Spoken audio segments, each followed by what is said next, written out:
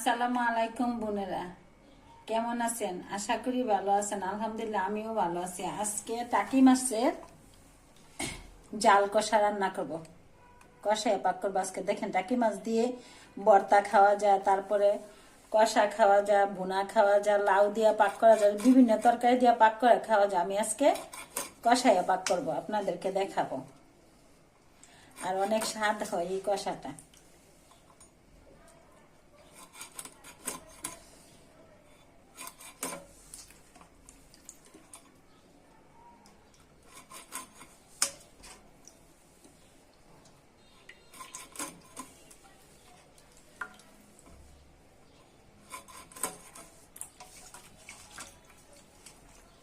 কড়াইটা গরম হয়ে গেছে, টাকি মাছের কষা রান্না করবো আজকে।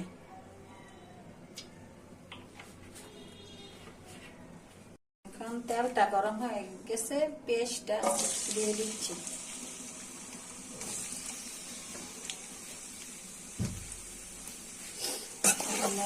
পেস্টটা ভাজা হয়ে যাবে।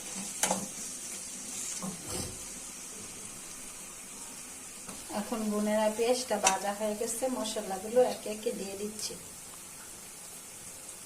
দিয়ে দিচ্ছি হলুদ গুঁড়া,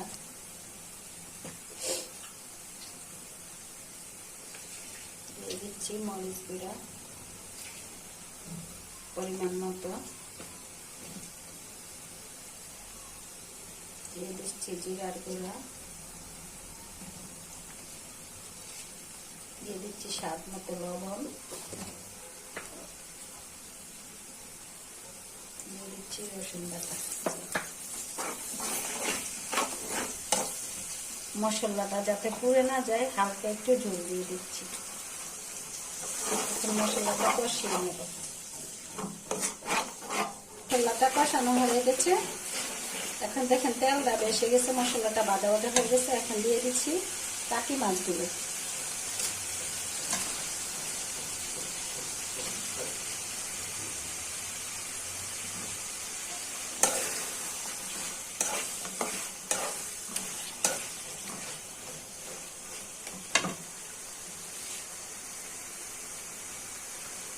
যেহেতু টাকি মাছের কষা একটু জাল জাল হলে ভালো লাগে কষা।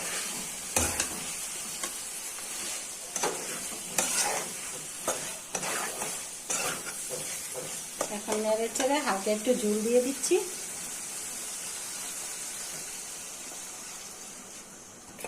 এখন কষাটা দমকা জলে রান্না করা যাবে না, অল্প আঁচে রেখে দেবো, রেখে দিচ্ছি। আস্তে আস্তে কষাটা হয়ে যাবে। দেখি রান্নাটা হয়েছে কিনা।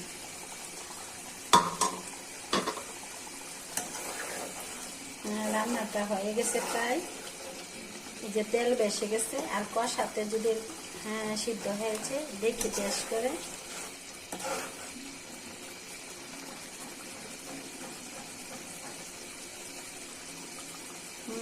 অনেক স্বাদ হয়েছে।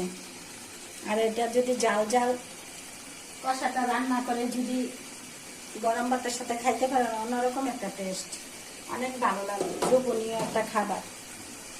এখন ধনিয়া পাতাগুলো ছিটিয়ে দিচ্ছি। তারপর আমি আবার কষা রান্না করলে বা অনেক সময় বোনা অনেক মাছের সাথে লেবু পাতা দেই। আমার টবে লাগানো তো, এই যে 2-3টা লেবু পাতা দিয়ে দিচ্ছি। আর লেবু পাতার সেন্টটা এই কষার সাথে অন্যরকম লাগে। এখন বোনেরা আমার ভিডিওগুলো বেশি বেশি দেখবেন, লাইক করবেন, শেয়ার করবেন, কমেন্ট করে জানাবেন। আল্লাহ হাফেজ।